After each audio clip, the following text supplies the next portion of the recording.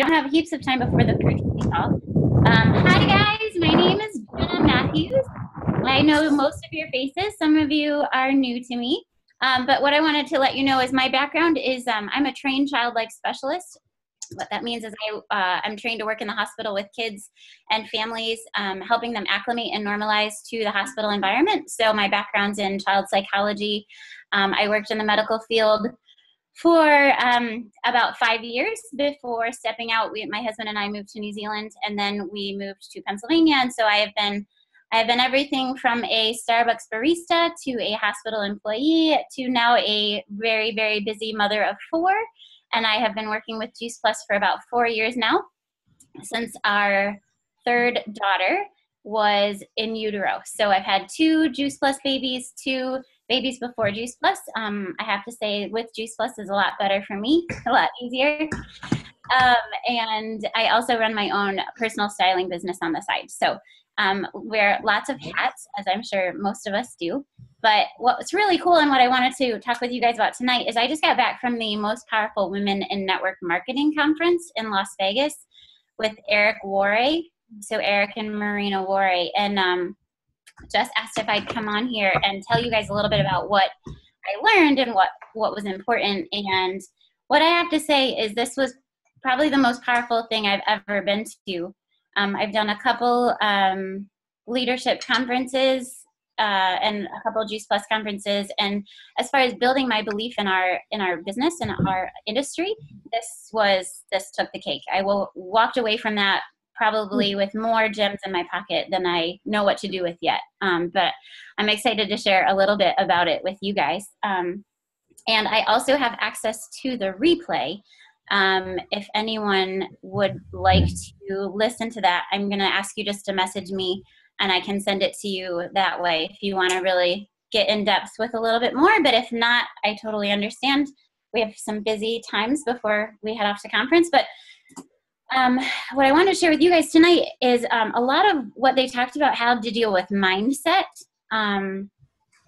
Eric Worre opened the whole conference with this teaching on what causes us to be held back in our business and what causes us to, basically what it is what separates the couple, $1,000 a month earners from the 7-figure earners, and how do you go from one cap to the next? Like, how do you raise your self-worth? How do you raise your income level?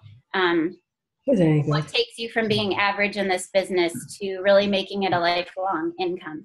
And that's really what I went to the conference hoping to gain, because I knew I was going to be surrounded by people who were obviously powerful in the industry, but also surrounded by people who were really succeeding in all aspects of the industry. We didn't know who was from what company. They were very clear about making that totally anonymous. You walked in and everybody was the same. So the teaching was incredible, but what he started off was having to do with mindset and with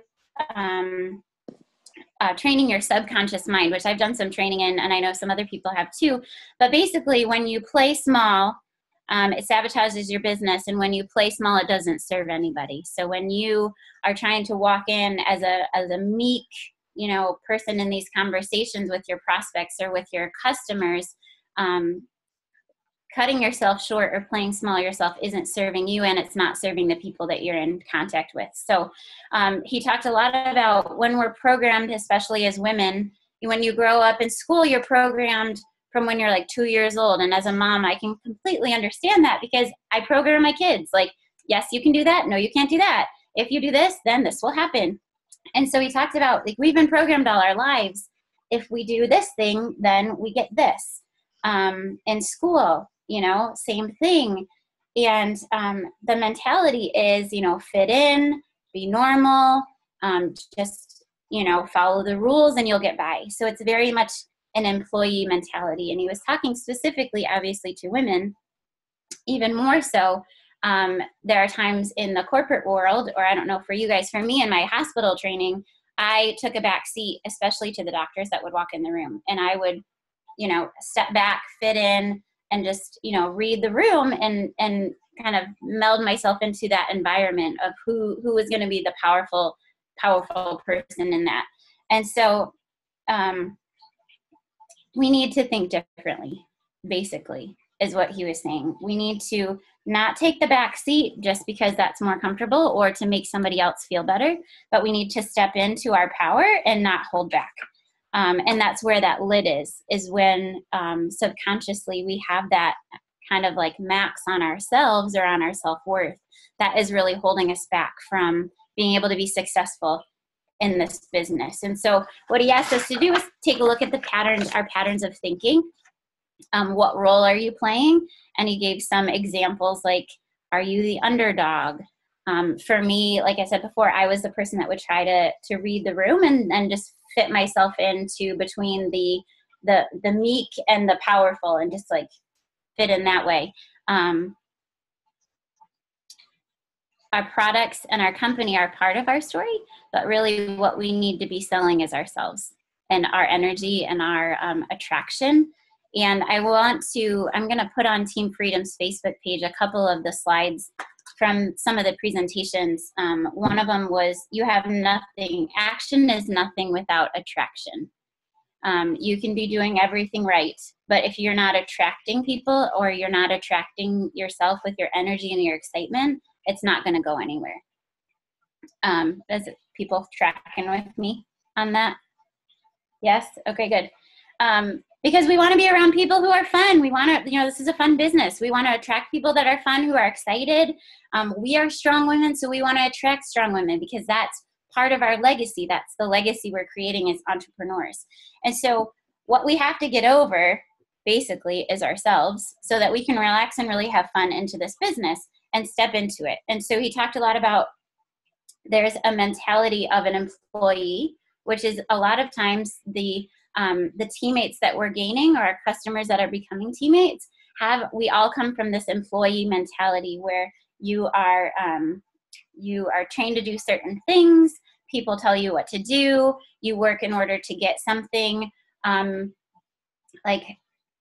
so much of our verbalization is, oh, I can't do that because I have to work, or, I can't be with my kids because I have to work, or I don't want to work because I want to be home with my kids, or, I want to get this all done on the weekend, or I'm living for Friday because finally I don't have to work. And with entrepreneurs, you need to flip that switch because that's what we are. And work is fun. Our work is supposed to be fun. It shouldn't be bogging us down and be a drag. It's our passion. It's our legacy. We're creating something. We're creating a bigger life. And that's the mindset of the entrepreneur that he was saying is so important. In network marketing, there's no consequences. When we don't show up to our business, there's no consequences. Nobody's going to fire us. That was another thing we heard from some first-time all-stars who were, really rocking their businesses, and they've only been in there for a year. And they said, one of the girls said, I rehire myself every morning. I stand and look at myself in the mirror, and I rehire myself every morning because a lot of days, sometimes the work that you have done in any other job would have gotten you fired, right? Like for me, I work during nap time. If I was in any other job, I would be fired because I would do 2 hours a day, but this is our job. This is what we're creating. We're creating a different legacy. So we need to approach things differently. And I'm going to flip my page. Okay. So with employees, you work for a living, right? For entrepreneurs, you work, and then you rest enough, just enough to be able to pour into more people and to start it over again. These I just thought were so important because I don't think many people talk about this. There's a couple steps of the entrepreneur thinking. Like I said, one is to rest just long enough to be able to get up and pour into somebody again, whether that's a week, whether it's a couple hours. You have to read yourself. The other thing is, entrepreneurs don't wait for somebody else to create something for them. They take initiative. If you don't have the training you need, they make it. When you don't have the support you need, you go out and find it. If you're not surrounding yourselves with the people who are lifting you up and who are pouring positivity into you, which I think this team is really awesome at, being that cheerleader group, then you go out and find it. We have to be assertive and we have to be taking those steps. And we have to step into our light. I loved when he said this, Step into your light, not to diminish others and not to apologize for your presence in the room, but to step up and help shine with everybody else. Another really good quote that I've heard a lot of people that I really look up to in this business, they say, be the tide that raises all the boats in the harbor. You know, we're not here to fight with each other. We're here to raise us all up so we can all grow together. And I try to remember that. So along that same thought process in talking about, you know, raising the boats and pouring into people, when you talk about and talk to new prospects and new customers, one of the millennials said, turn the selfie around. She was thinking, you know, she's like, so much of my time is spent with the camera facing me. You need to turn it around and really be pouring into the people that you're with. Be present in your conversations. Be present with, if it's your family, be present with your family. When it's your business, be present with your business. But always be really looking into the person that you're interacting with, because they're going to feel that. They're going to feel that genuineness from you, and that's also going to draw them to you. Again, part of this business is attraction. You know, you want to attract people to you because you want to create a culture of curiosity. So I'm going to keep going super fast so we can get through this. But okay, another good thing he said is, again, you need to surround yourself with people who are doing it the way you want to do it. And then he did an exercise, so I wanted to show this to you guys. So does anybody else have another outside income? Raise your hand. Yes? Okay, like another job that you do that brings in money. He had a really good teaching.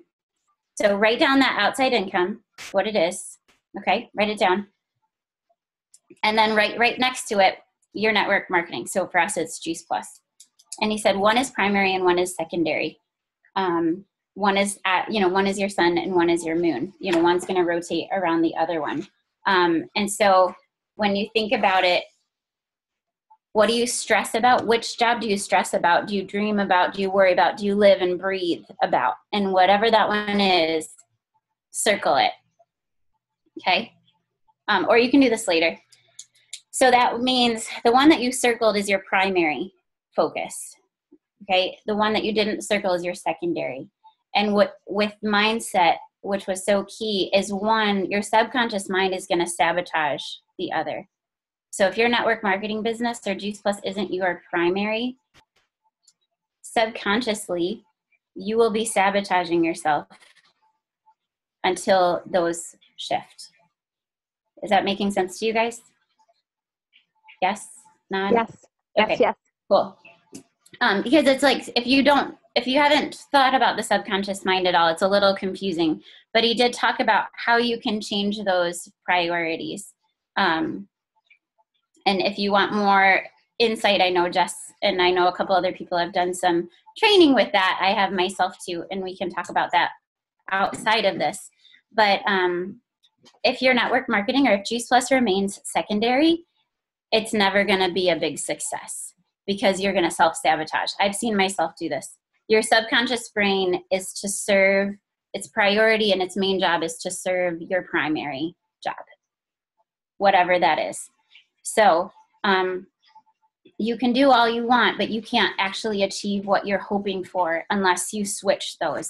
And so the way he said to do that, and I can put this in, yeah. I have a question. Yep.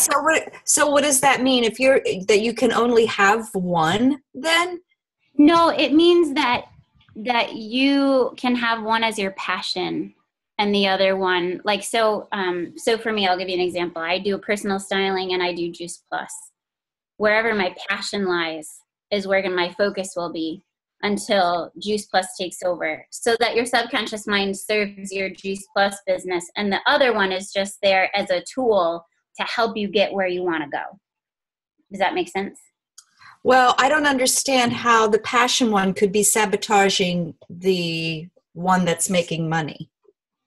Well, if your focus, and this isn't a bad thing, okay, your focus is so caught up in the one, like you're outside. So say I'm a nurse And I want to do Juice Plus full time, but my focus and my stress and my anxiety is about my nursing job. My subconscious mind is going to serve that nursing job because that's my primary focus. Until I'm able to switch my primary focus to be my Juice Plus job, and then my nursing job is just a vehicle to help support my Juice Plus job until it takes over. Okay. Does that make sense? Yeah. So for example, for me, and I know we're getting close on time, I would have, before my Juice Plus business, I realized was not my focus in my subconscious mind. I would have customers calling me wanting to place orders, and for some reason I'd be, pushing them off, not doing them, and not really understanding why, but just it wasn't a priority in my brain until I identified that thought pattern and I knew what was happening, and so I was able to change that. Okay. Does that make sense? Yeah. Okay. Thank you.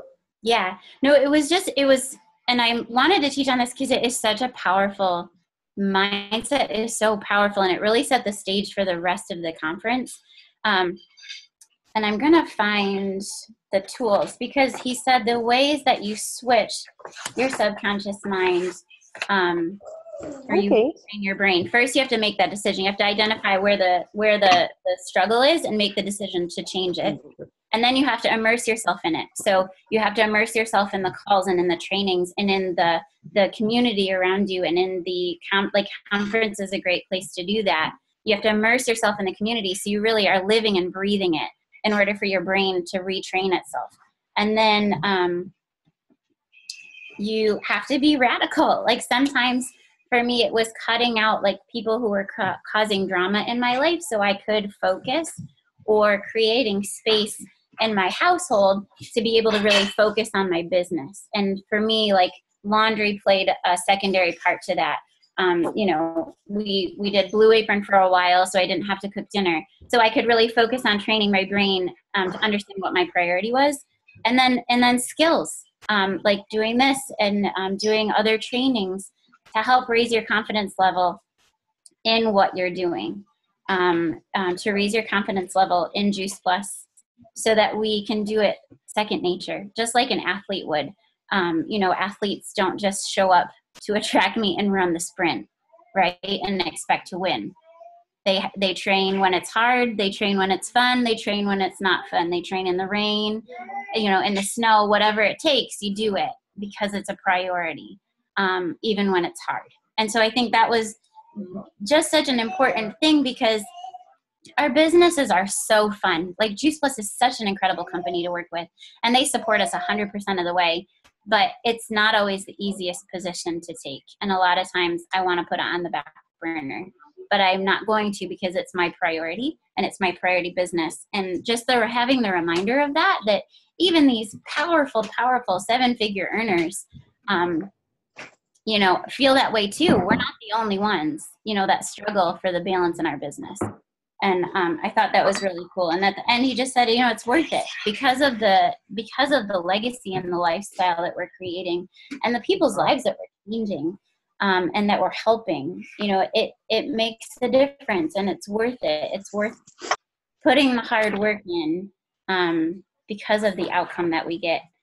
And so I'm going to, hold on. Jess, do you want me to keep going? I know the Cortese call is in 3 minutes.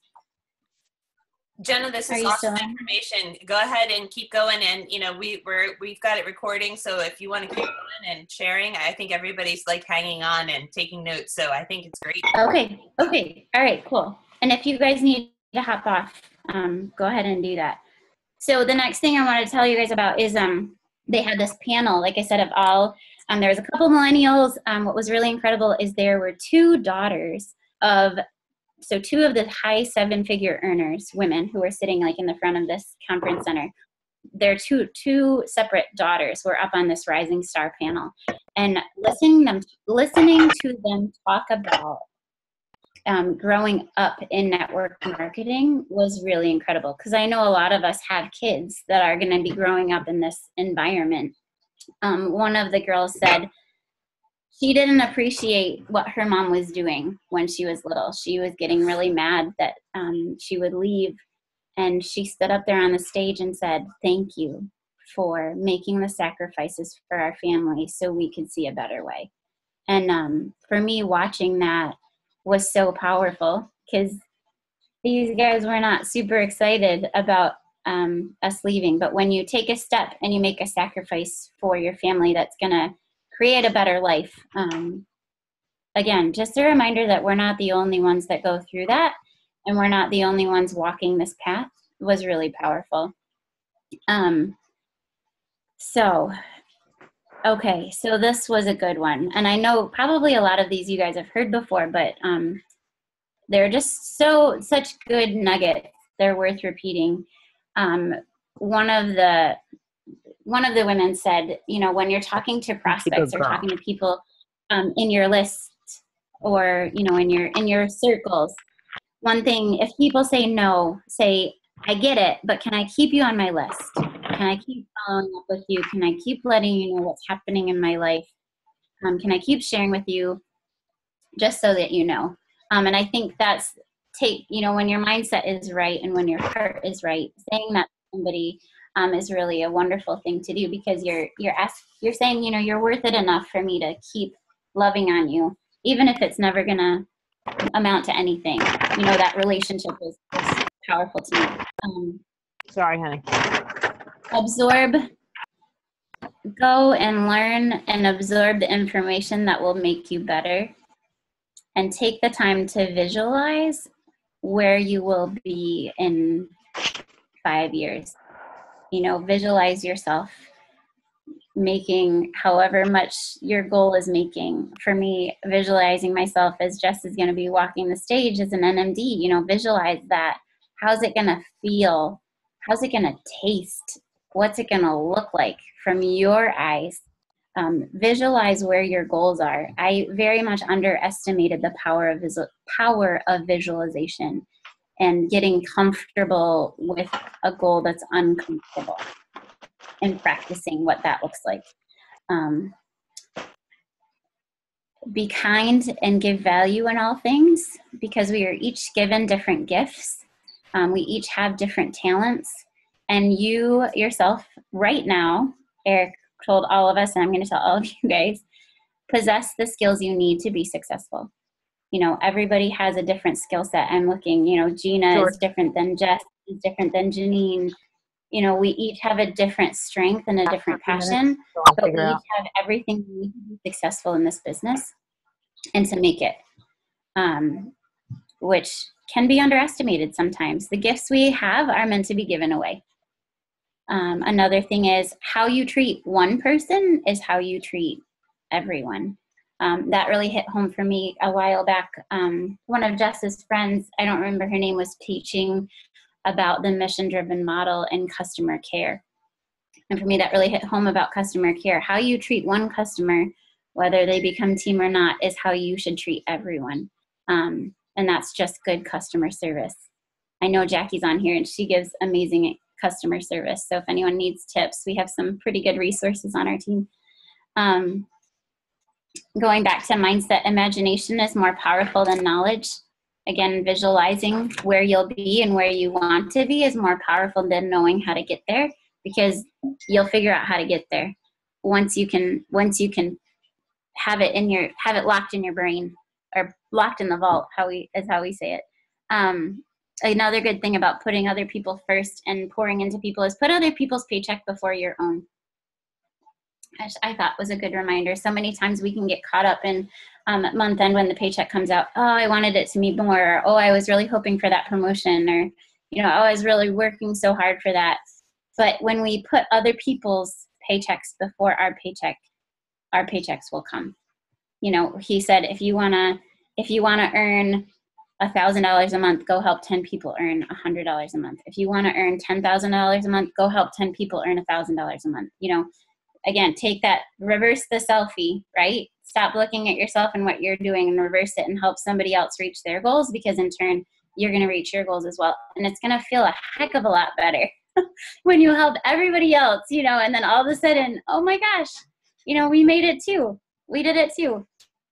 And another really incredible thing that they said, especially being around so many seven-figure earners, is if you stay too long at your top level, you know, for me, it's right now, it's SC. If I stay too long at this level, then I'm creating a ceiling for all of my team or all the people around me. You know, they're not watching me go beyond my cap. And so it's my job in leading a team, just like it was Jess's job leading her team to go the next level and to push it so that we could all see it could be done. And then we could all go and achieve it ourselves. And so surrounding yourselves with people who are achieving their goals and moving forward is really important. But I had never thought about, you know, myself creating a ceiling for the people around me. Oh, another good one. And this was coming from the prospecting group, which I'm going to put the slides in the Team Freedom Facebook page because it was so good. I can't share it all tonight. But if you believe in your products and believe that they will change lives, when you talk to people, you're not pestering. You know, so many times we bring on new teammates and they're like, oh, I don't want to bug my friends and family. I don't want to, annoy them. But if you believe in what you're doing and you believe in your products, you're not pestering, you're loving on them. And shame on you if you don't share it. One woman was talking about her chicken list. I know we all have a chicken list, right? And she was saying how she visualizes, how would I feel if my husband, who's on her team, got that person on his team before I did? Or how would I feel if my sideline got that person that's on my chicken list before I did, before I reached out to them? And like everybody just sat there and went, like, oh, like that would be just devastating, right? Somebody that's on your dream team, if somebody else picked them up because you were too afraid to say something. Everybody deserves to know whether they're going to choose the product or not. They deserve to know about it. She had this one woman, her name is Ashley, and she's huge into Facebook. She's into like 30,000 Facebook groups, which blows my mind. But she was saying one of her bosses, her ex-boss that was on her chicken list from a huge real estate company down south, called her one day and they said, why didn't you say something? And she goes, well, what are you talking about? He goes, why didn't you tell me? How could you not tell me if this is so important and this is such a powerful thing to you? Why wouldn't you tell me? And she just was so taken aback because she thought she would be pestering him. But instead, he was so upset with her because she didn't have the heart to tell him, you know? So I think we need to remember that when we look at our chicken list, we have to, it's all in our head, right? It's all in your head. And that's your that's your hot market. Everybody deserves to know. Everybody deserves to know. Another thing she said is get creative when you're online and social media and prospecting people or sharing with people. You know, some people I know on here do Facebook groups, or down in Pennsylvania, there's heaps of like yard sale sites and blah, blah, blah. And she said the worst thing for you to do is go on there saying like, I'm looking for the next great teammate to join our fast moving team, blah, blah, blah. You know, nobody wants to see that. So she got creative. Her big thing was she went from a size 22 to a size 16. You know, I don't know how, but she instead would put up on like a yard sale site, for sale, size 22 pants. I have so many of them and I'm never going back to that size. I can't believe I'm a size 10, you know, or having her husband go, please someone buy my wife's wardrobe because she lost another dress size and I don't want to have to buy her a whole new wardrobe out of pocket. You know, just getting creative in our social media, even when it just comes to posting online and our own personal sites. You know, get creative, make people start thinking, be engaging, instead of just going for the, you know, cut and dry, you know, who wants to eat more fruits and veggies, or, you know, hook a recipe in there, or for us, you know, encapsulated produce saves us from allergies again, or, you know, stuff like that. Just get creative and we could brainstorm together about things like that.